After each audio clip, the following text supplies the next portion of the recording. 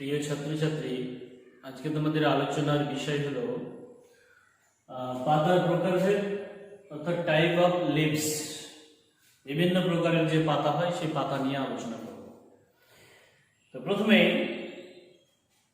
পাতা অর্থাৎ উদ্ভিদের কাণ্ডের পর্ব থেকে নির্গত চ্যাপ্টা প্রসারিত সবুজ অংশকে পাতা বলা হয়, এটা আমরা জানি। এখন বিভিন্ন রকমের আকৃতির পাতা বা গঠন অনুসারে পাতাকে আমরা বিভিন্ন রকম ভাবে ভাগ করব। তো প্রথমে আমরা প্রকারভেদ হিসাবে পাতাকে দুটি ভাগে ভাগ করব।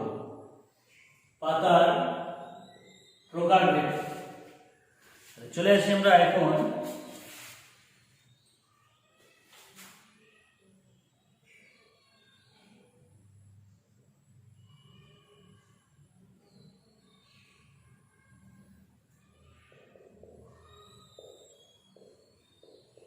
পাতার প্রকারভেদ।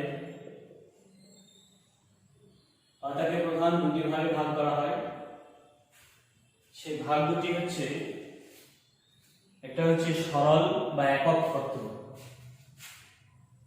সরল বা একক পত্র। আর 2 নম্বর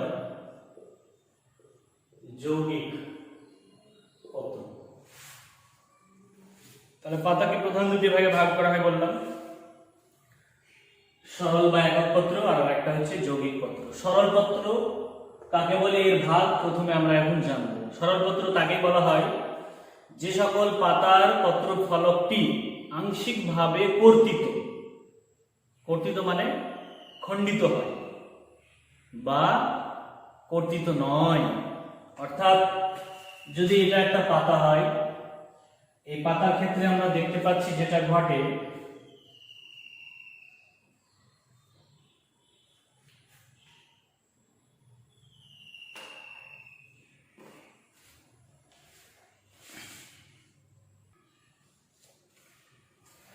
তাহলে একটা বললাম সরল আর একটা যৌগিক। এখন সরল একক পত্রের প্রকারভেদগুলি আমরা জানব।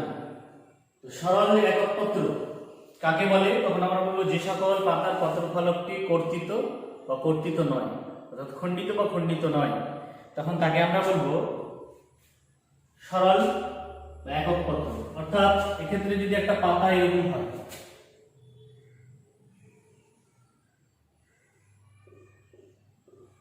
তাহলে এর পত্র ফলকটি এটাকেও কোনো রকম ভাবে কর্তিত নয় বা খণ্ডিত নয়, তাহলে এটাকে সরল পত্র বলবো। বা আংশিক হতে পারে, যেমন এরকম হতে পারে, এরকম আংশিক হতে পারে, কিন্তু দেখো পুরোপুরি খণ্ডিত হয়ে মধ্যশিরাকে স্পর্শ করেনি। বা জবা পাতায় আমরা যদি দেখি সেক্ষেত্রেও হয়। এই ধরনের আংশিক খণ্ডিত বা খণ্ডিত নয়, এই ধরনের পাতাকে আমরা বলবো সরল বা একক পত্র। এখন এই সরল বা একক পত্রকে দুটি ভাগে ভাগ করা হয়। একটা হচ্ছে পক্ষল একক পত্র, 1 নম্বর পক্ষল একক পত্র, আর 2 নম্বরে আসবে করতলাকার একক পত্র। তো আমি ওটা এখন লিখছি না, ধাপে ধাপে আসবো। পক্ষল একক পত্র, করতলাকার একক পত্র। পক্ষল একক পত্র কেন বলা হচ্ছে, এক্ষেত্রে পাতার ফলকটি দুবার বলছি, পক্ষল একক পত্র এক্ষেত্রে পাতার ফলকটি একবার মাত্র কর্তিত হবে। কর্তিত হয়ে পাখির পালকের ন্যায় 2 সাইডে বিন্যস্ত থাকবে। পাখির পালক এই জন্য নাম হয়েছে পক্ষল একক পত্র। অর্থাৎ যে সকল পাতার ফলকটি পাখির পালকের ন্যায় বিন্যস্ত থাকবে তাদেরকে আমরা বলবো পক্ষল একক পত্র। এই পক্ষল একক পত্রকে আবার ভাগ করা হয় 3টি ভাগে ভাগ। এটা হচ্ছে পক্ষল খণ্ডিত, তাহলে নাম্বার এ এটাই ভাগ হিসাবে পক্ষল খণ্ডিত, বি নম্বরে পক্ষল খণ্ডিতের পরে আসবো আমরা উপখণ্ডিত, খণ্ডিতের পরে উপখণ্ডিত, আর সি নম্বরে আসবো পক্ষল অতিখণ্ডিত। তাহলে 3টি ভাগে ভাগ করলাম। পক্ষল খণ্ডিত, পক্ষল উপখণ্ডিত, পক্ষল অতিখণ্ডিত। অর্থাৎ পক্ষল খণ্ডিত যেটা আমরা বলবো, সেক্ষেত্রে পাতার ফলক এবং মধ্যশিরা, অর্থাৎ এখানে খেয়াল করবে একটু, এটাকে বলছে ফলক এবং মধ্যশিরা। এই খণ্ডকের দূরত্ব যদি অর্ধেকের কম হয়, তাহলে সেটাকে তখন আমরা বলবো পক্ষল খণ্ডিত। অর্থাৎ গভীরতার দূরত্ব ফলকের কিনারা থেকে মধ্যশিরার দূরত্ব অর্ধেকের কম হবে। অর্থাৎ এখান থেকে এখান যদি খণ্ডিত অংশ তৈরি হয়, অর্থাৎ এখানে যে খাঁজ করেছি, দেখো পাতার ফলকটা খণ্ডিত হয়ে এতদূর চলে এসেছে, এই দূরত্বটা যখন অর্ধেকের কম হবে তখন সেটাকে পক্ষল খণ্ডিত বলবো। আর পক্ষল উপখণ্ডিত যখন এই খণ্ডক অংশের দূরত্ব এবং মধ্যশিরার দূরত্ব অর্ধেক সমান হবে। এখানে বললাম অর্ধেকের কম, আর এখানে বললাম অর্ধেকের সমান হবে। আর পক্ষল অতিখণ্ডিত যখন অর্ধেকের বেশি হবে দূরত্ব, তাহলে এখানে বললাম অর্ধেকের বেশি, আর এখানে বললাম অর্ধেক সমান, আর এখানে বললাম অর্ধেকের কম, মানে আরো এখানে গভীরতায় চলে আসবে, খণ্ডিত হবে। তাহলে খণ্ডকের উপরে ভিত্তি করে তিনটি ভাগে ভাগ করা হলো। পক্ষল একক পত্রকে, একটা পক্ষল খণ্ডিত অর্থাৎ খণ্ডক এবং মধ্যশিরা, পত্রফলকের খণ্ডক এবং এই যে মাঝ বরাবর যে শিরা, এই মধ্যশিরার দূরত্ব যদি অর্ধেকের কম হয় তাহলে সেটাকে বলবো পক্ষল খণ্ডিত, আর যদি অর্ধেকের সমান হয় তাহলে পক্ষল উপখণ্ডিত, আর খণ্ডিত অংশ এবং মধ্যশিরার দূরত্ব যদি অর্ধেকের বেশি হয় তাহলে সেটাকে বলবো পক্ষল অতিখণ্ডিত। তখন এটা হলো আমাদের পক্ষল একক পত্র। 2 নম্বরে আসবে এবার যৌগিক।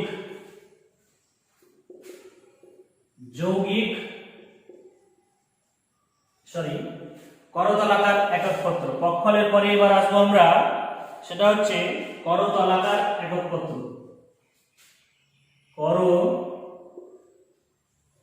করতলাকার একক পত্র। এখানে যেমন বলেছি পক্ষল অর্থাৎ পাখির পালকের ন্যায় সজ্জিত, তাহলে এটা করতলাকার।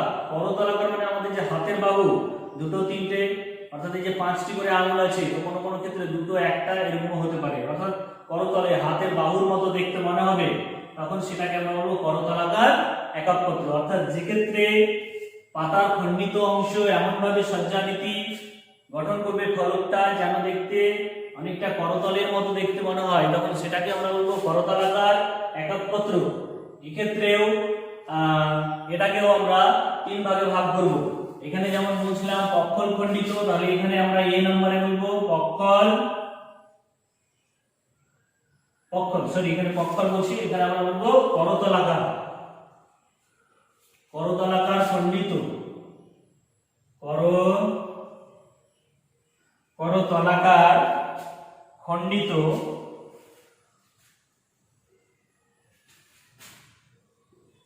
করতলাকার খণ্ডিত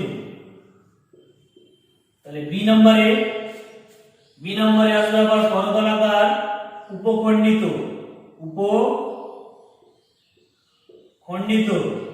সি নম্বরে আসবে করতলাকার অতি খণ্ডিত।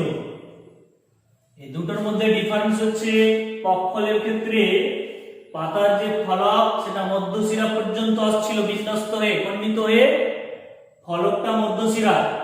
আর করতলাকার ক্ষেত্রে পাতার ফলক মানে খণ্ডিত হয়ে বৃন্ত পর্যন্ত আসবে, যে আলাদা আলাদা অংশ গঠন করবে, তাহলে বৃন্ত পর্যন্ত আসবে। অর্থাৎ করতলাকার খণ্ডিত বলতে এখানে আমরা বলছিলাম, এখানে যেমন পক্ষলে বলছিলাম পাতার ফলক এবং মধ্যশিরার দূরত্ব, তাহলে এখানে বলবো করতলাকার খণ্ডিতে পাতার ফলক এবং বৃন্তের দূরত্ব। এখানে বলবো ফলক ও মধ্যশিরা।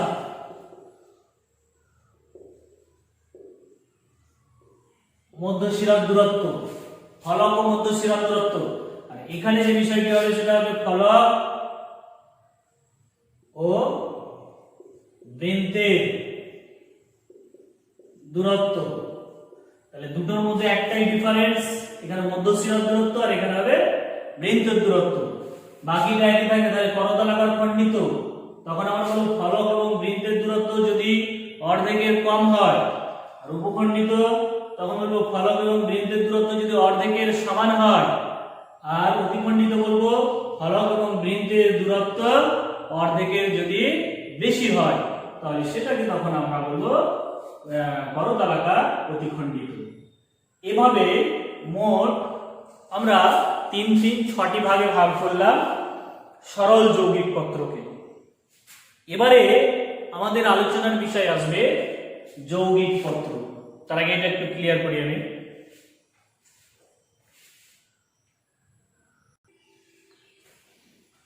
তাহলে যৌগিক পত্র কাকে বলে?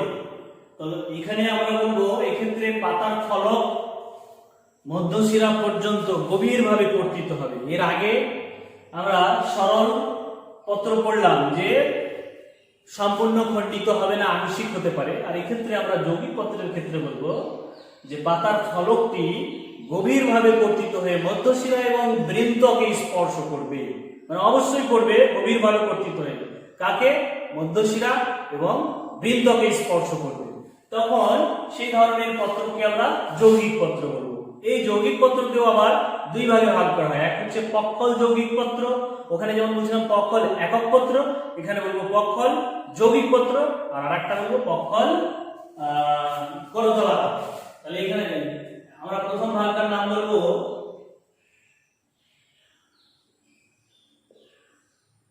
যৌগিক পত্রের পক্ষল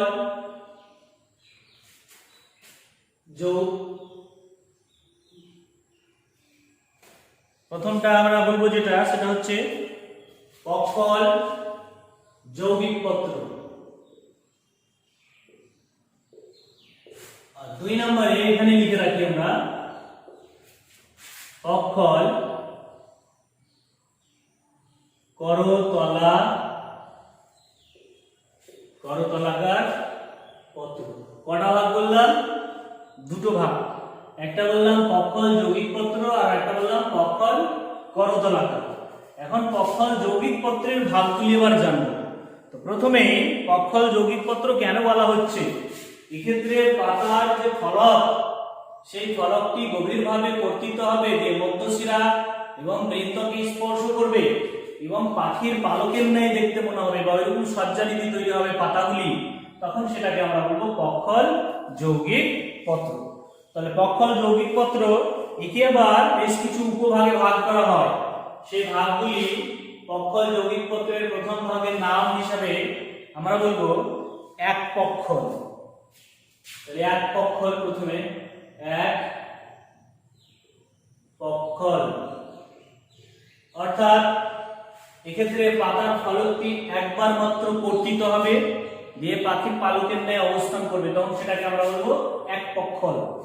আর যখন বি নাম্বার দ্বি পক্ষল, সি নাম্বার এক পক্ষল, দ্বিপক্ষল, ত্রিপক্ষল, আর অতিযৌগিক ত্রিপক্ষল হয়, মানে তিনবার কর্তিত হয়। আর ডি নাম্বার অতি যৌগিক। আবারও বলি, পাতার ফলকটি যখন একবার মাত্র কর্তিত হয়, আর দ্বিপক্ষল মানে দুবার, আর ত্রিপক্ষল মানে তিনবার হবে, আর অতি যৌগিক মানে তিনবারের অধিক কর্তিত হবে, তখন আমরা তাকে বলবো অতি যৌগিক। এবার এই এক পক্ষলের আবার দুটি ভাগ আছে। সেই দুটি ভাগ হচ্ছে, একটা হচ্ছে অচূড় আর একটা হলো সচূড় পক্ষল। একটা হলো অচূড় পক্ষল, আর 2 নম্বর সচূড় পক্ষল। অচূড় পক্ষল কেমন? দেখো, এক্ষেত্রে যদি একটা পাতা অবস্থান করে এরকম, তাহলে পাতা যখন অবস্থান করে পাখির পালকের ন্যায় অবস্থান করবে, পুরো একটা এখানে ফলক ছিল, এই ফলকটা একবার মাত্র কর্তিত হবে। আমি বলছি এক পক্ষলে একবার কর্তিত হবে, কর্তিত হয়ে এরকম অবস্থান করবে, এরকম ভাবে পাতাগুলি অবস্থান করে।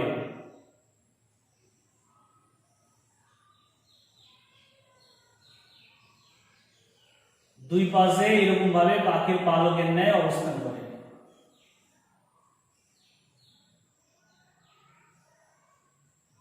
এইরকম ভাবে অবস্থান করবে।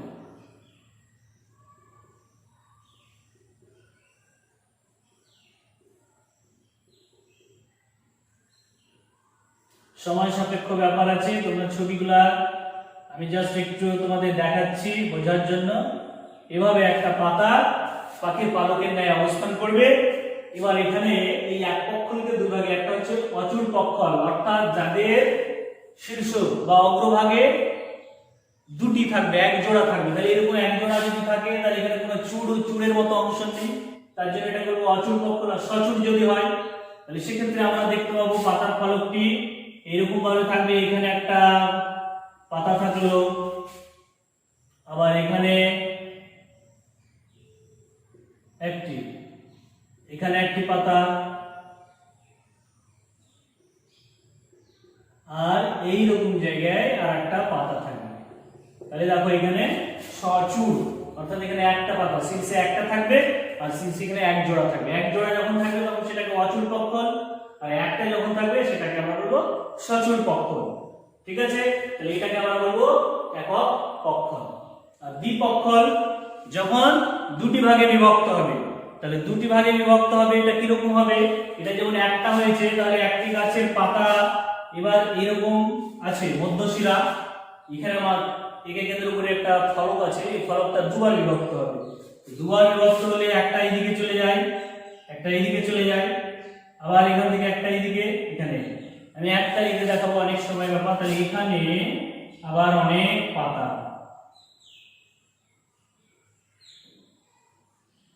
এরকম।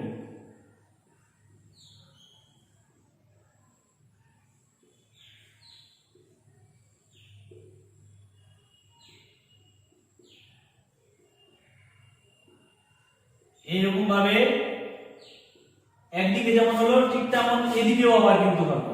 এই যে দুবার হচ্ছে, দুবার হচ্ছে, এটা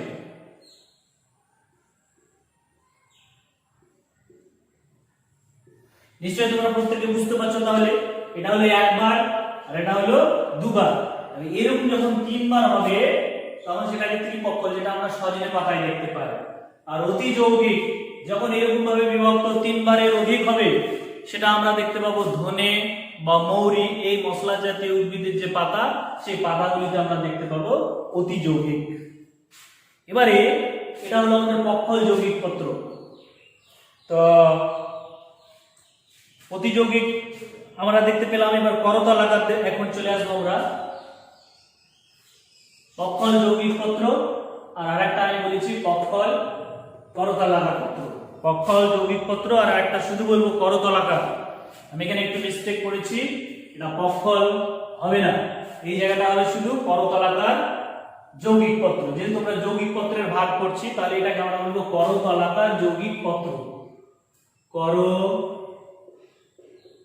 করতলাকার যৌগিক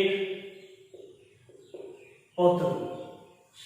ঠিক আছে, তাহলে করতলাকার যৌগিক পত্র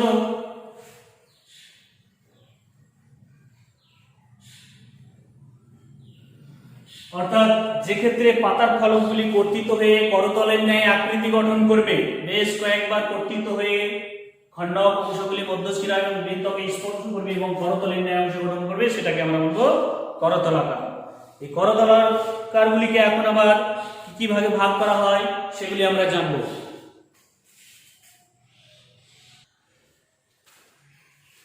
তাহলে এর ভাগ হিসাবে আমরা প্রথমে এখন চলে আসবো এক ফলক, নম্বর এক ফলক। এক্ষেত্রে পাতার ফলকটি বৃন্ত পর্যন্ত যেহেতু কর্তিত হয়, তাহলে এক ফলকের ক্ষেত্রে আমরা কি বলবো? এক ফলকে বলবো পাতার যে বৃন্ত, সেই বৃন্তের একেবারে অগ্রভাগে যখন একটা পাতা অবস্থান করবে।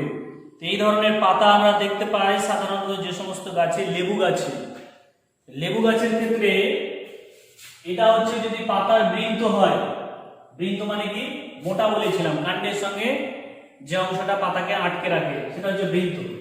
এখান থেকে যদি একটা ফলক উৎপন্ন হয় তাহলে আমরা দেখতে পাবো এই বৃন্তে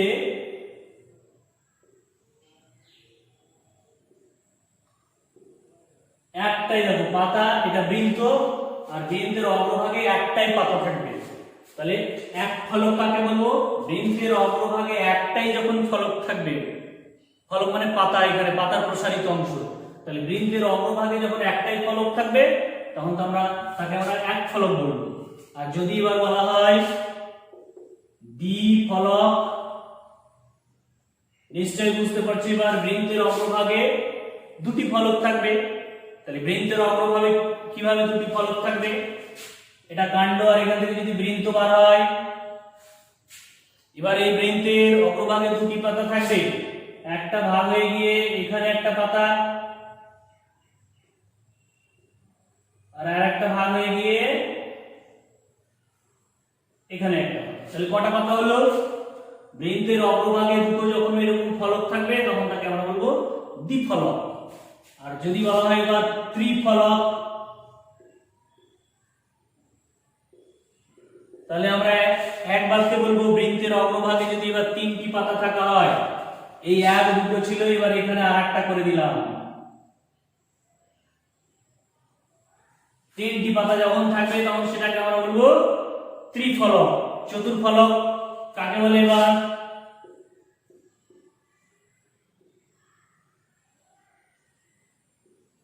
বৃন্তের অগ্রভাগে যখন চারটি পাতা থাকবে, তাহলে এইরকম যদি একটা বৃন্ত হয়,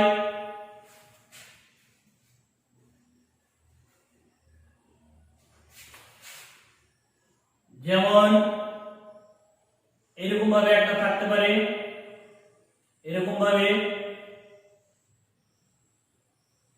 তিনটে হলো, আর একটা ঠিক এরকম ভাবে, যেমন এটা হচ্ছে ফলক। কোন গাছের পাতায় আমরা দেখতে পাবো এরকম? যেমন আমরুল বা শুষ্নি পাতা, আমরুল বা শুষ্নি পাতাতে চারটি দেখতে পাবো। আর দেখতে পাবো আমরা লাস্ট অঙ্গুল আকার, নাম্বার ই, অঙ্গুলাকার। অঙ্গুলাকার কেন বলা হলো? হাতের আঙুল যেমন ছড়িয়ে রয়েছে আমাদের সেভাবে, অর্থাৎ কোনো গাছের এখানে যদি একটা বৃন্ত থাকে আর এখানে একটা পাতা নির্গত হলো, আবার এখানে ঠিক তেমন এখানে আবার নির্গত হলো,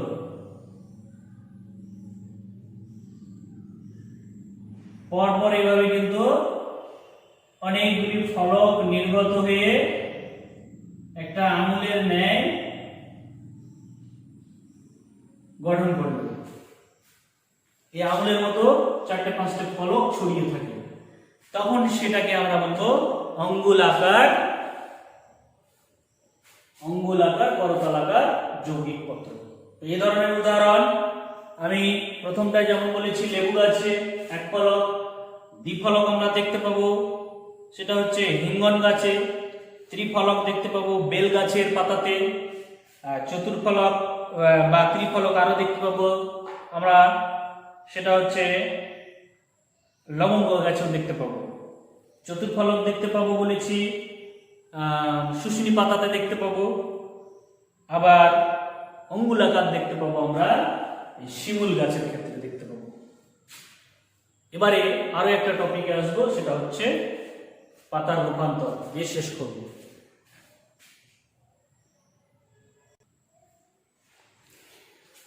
এবারে তাহলে আমরা চলে আসি পাতার রূপান্তর বা লিফ মডিফিকেশন বা মডিফিকেশন অফ লিফ, অর্থাৎ পাতার রূপান্তর। পাতা তার বিভিন্ন কাজের জন্য ফলকটাকে নানা রকম রূপে পরিবর্তিত করে, সেটাকে আমরা বলছি পাতার রূপান্তর।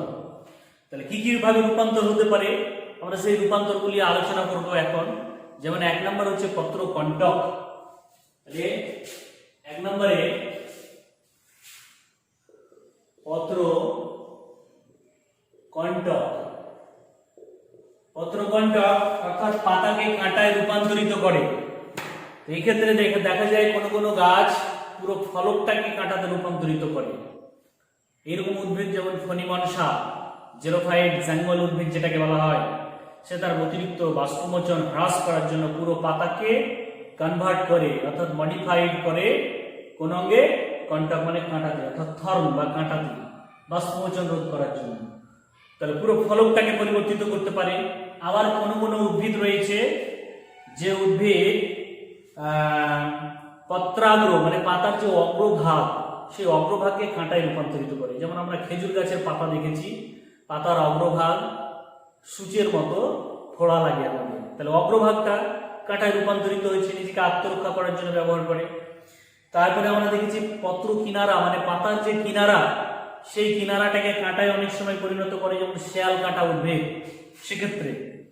আবার উপপত্র মানে কাণ্ডের কক্ষ থেকে যে উপপত্র ছোট পাতার মতো অংশ বের হয়, সেটাকেও কাঁটাতে রূপান্তরিত করে, যেমন বাবলা গাছ।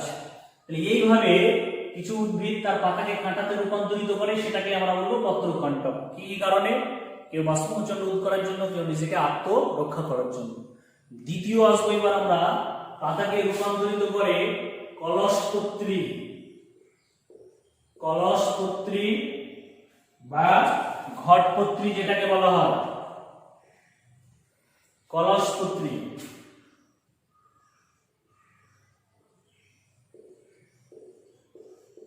কলসপত্রী, কলস থেকে কলসপত্রী। এমন কোন কোন উদ্ভিদ রয়েছে, যেমন আমরা কলসপত্রী মানে উদ্ভিদটার নাম হচ্ছে কলসপত্রী বা নেপেনথেস বলা হয়। এই ধরনের কিছু উদ্ভিদ রয়েছে যারা তাদের নিজেদের পাতার আকৃতি পরিবর্তন করে অনেকটা কলসের আকৃতি তৈরি করে। কেন? তার কারণ তারা ওই নাইট্রোজেন ঘটিত খাদ্যের চাহিদা পূরণের জন্য কোনো পতঙ্গকে যেন ধরে খেতে পারে। আমরা দেখেছি এক ধরনের ঢাকনা সহ যে জগ থাকে, এরকম শাইনিং চকচকে হয়, পতঙ্গ বসলে ঢাকনাটা বন্ধ হয়ে যায়। এই ধরনের পাতাগুলিকে আমরা বলবো কলসপত্র। এরা পতঙ্গকে ধরার জন্য পাতাকে পরিবর্তিত করে কলসের আকৃতি ধারণ করে, এই জন্য এটাকে আমরা বলবো কলসপত্রী। তারপরে আরো দেখতে পাই আমরা পর্ণবৃন্ত বা থাইলয়েড। 3 নম্বর পর্ণবৃন্ত, অর্থাৎ এমন কোন কোন উদ্ভিদ রয়েছে যাদের পাতাকে পরিবর্তিত করে, কাঁটায় পরিণত করে। তখন পাতাটা ওই যেহেতু থাকছে না, তাই সালোক সংশ্লেষ প্রক্রিয়া সম্পন্ন করার জন্য তাদের যে কাণ্ড পর্ণবিন্দুটা পরিবর্তিত হয়ে যায় পর্ণকাণ্ডে, অর্থাৎ কাণ্ড চ্যাপ্টা রসালো সবুজ বর্ণের হয়। পাতা পরিবর্তিত হয়ে কাঁটা পরিণত হলে সেই কাণ্ডটা, তখন সেটাকে আমরা বলবো পর্ণবিন্দু বা থাইলয়েড বা থাইলাকয়েড বলতে পারি। আচ্ছা, আর হতে পারে সেটা হচ্ছে পত্রাকর্ষ। 4 নম্বর পত্রাকর্ষ মানে পাতা থেকে আকর্ষ রূপান্তরিত হবে, পাতা থেকে আকর্ষ। এই পত্রাকর্ষ আবার বিভিন্ন রকমের হতে পারে। কি কি হতে পারে? যেমন সমগ্র পত্রাকর্ষ। তাহলে এর আবার উপভাগ রয়েছে এই নম্বরে, সমগ্র পত্রাকর্ষ মানে সম্পূর্ণ পাতাটা আকর্ষে পরিণত হয়ে যায়, যে কোনো কিছুকে অবলম্বন করে উপরে উঠে সম্পূর্ণ পাতার ফলকটা কিসে পরিণত হয় বললাম? আকর্ষে। তখন সেটাকে আমরা বলবো সম্পূর্ণ পত্রাকর্ষ। যেমন খেসারি বা মটর গাছের ডগার দিকের যে কয়েকটা পাতা আকর্ষ তৈরি করে। আচ্ছা, তারপরে পত্রক আকর্ষ। পত্রক আকর্ষ দেখা যায় পক্ষল যৌগিক পত্রে। পত্রক আকর্ষ এটাও সাধারণত মটর গাছে দেখা যায়। তারপরে উপপত্রীয় আকর্ষণ। উপপত্রীয় আকর্ষণ কেন উপপত্রীয় আকর্ষণ বলা হচ্ছে? অনেক সময় উপপত্র কাণ্ডের এখান থেকে পাতা বার হলো, আর এই যে উপপত্র অনেক সময় আকর্ষে পরিণত হয়, সেটাকে আমরা বলবো উপপত্রীয় আকর্ষণ। আর দেখা যায় বৃন্ত আকর্ষণ। 2 নম্বরে বৃন্ত আকর্ষ। অনেক সময় এই যে বৃন্তটা মানে মোটাটা, অনেক সময় কিছু কিছু গাছের ক্ষেত্রে বৃন্ত দেখা যায় কিসে পরিণত হয়? ওই আকর্ষে পরিণত হয়, বৃন্ত পরিবর্তিত হয়, তখন সেটাকে আমরা বলবো বৃন্ত আকর্ষণ। আবার দেখতে পাই আমরা এবার পত্রাকর্ষ, যেমন বললাম 5 নম্বরে এবার আসবো আমরা পত্রাঙ্কুশ। পত্র যোগ অঙ্কুশ মানে হুঁক, এখানে পাতা পরিবর্তিত হয়ে হুঁকের আকৃতি তৈরি করবে, তখন সেটাকে আমরা বলবো পত্রাঙ্কুশ। অর্থাৎ বিগনীয় গাছে আমরা এরকম দেখতে পাবো, অর্থাৎ পাতাটার ফলকটা পরিবর্তিত হয়ে অঙ্কুশ মানে হুঁকে পরিণত হবে। আর দেখতে পাবো আমরা স্বল্পপত্র, 6 নম্বরে দেখতে পাবো স্বল্পপত্র মানে এমন কোন উদ্ভিদের পাতা পরিবর্তিত হয়ে স্বল্পপত্রে পরিণত হয়, তখন সেটাকে আমরা বলবো স্বল্পপত্র। তো এরকম দেখতে পাই কোন উদ্ভিদের ক্ষেত্রে, যেমন পেঁয়াজ বা রসুন, পাতলা খোসার মতো একটা আবরণী ভিতরের অংশকে রক্ষা করার জন্য ব্যবহার হয়। আর দেখতে পাবো আমরা 7 নম্বর থলি দেখতে পাবো। কিছু কিছু জলজ উদ্ভিদ আছে যারা লম্বা সূত্রাকার হয়, ঢাকনা বা কপাটিকা যুক্ত হয়, এবং সেখানে যখন কোনো পতঙ্গ ঢুকে যায় ঢাকনাটা লেগে যায়। তো এই ধরনের থলির আকৃতির পাতা গঠন করে নাইট্রোজেন ঘটিত খাদ্যের চাহিদা পূরণের জন্য। তখন এই ধরনের পাতাকে আমরা বলবো থলি আকৃতির পাতা।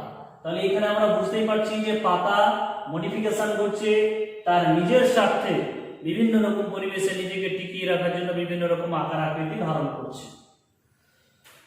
বাকি তোমাদের আরো কিছু পার্থক্য থাকলো, কর্ণকাণ্ড, কর্ণবেদ, এগুলো তোমরা দেখে নেবে এবং নিজে থেকে করে নেবে। আজকের ক্লাস তোমাদের এই অবধি।